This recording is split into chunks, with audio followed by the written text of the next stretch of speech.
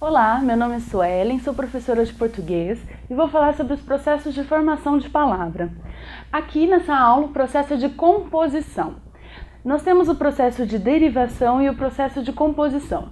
Na derivação, nós acrescentamos afixos às palavras, prefixos e sufixos. Na composição, nós vamos trabalhar com os radicais. Então, eu posso juntar radicais que têm significados diferentes, que são usados em situações diferentes, para formar uma nova palavra. Por exemplo aqui, beija é um radical, é do verbo beijar.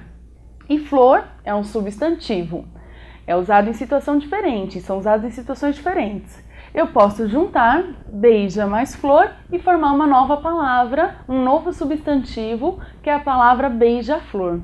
Esse processo é chamado de justaposição. É como se eu colocasse um radical ao lado do outro, eles ficam justapostos. Então, o nome desse processo é composição por justaposição. No caso de beija-flor, a união entre os radicais é feita pelo hífen, mas pode ser feito sem hífen também. É o caso da palavra passatempo. Eu tenho aqui o radical passa, do verbo passar, e o substantivo tempo. E aí eu formo a palavra passatempo, e nesse caso a união é sem hífen. Para saber se usa-se o hífen ou não, vai depender das regras de ortografia.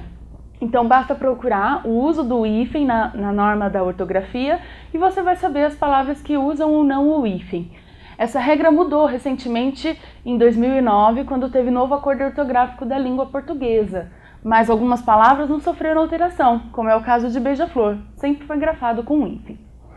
Nesse caso aqui, as palavras não têm perda fonética, então o radical, do jeito que ele está, se une ao outro e forma uma nova palavra. Às vezes pode acontecer de perder algum som.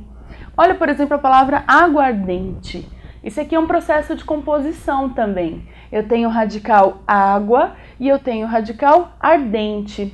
Na hora de juntar, existe uma aglutinação. Então, ao invés de ficar um ao lado do outro, eles se fundem e perde um som.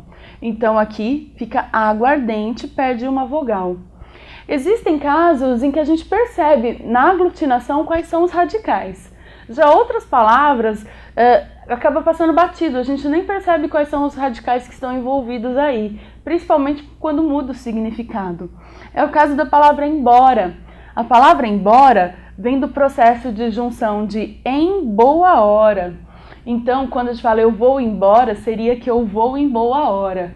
Mas já perdeu esse significado de boa hora. Ir embora apenas acompanha o verbo ir, né? Eu vou embora, como se fosse uma coisa só.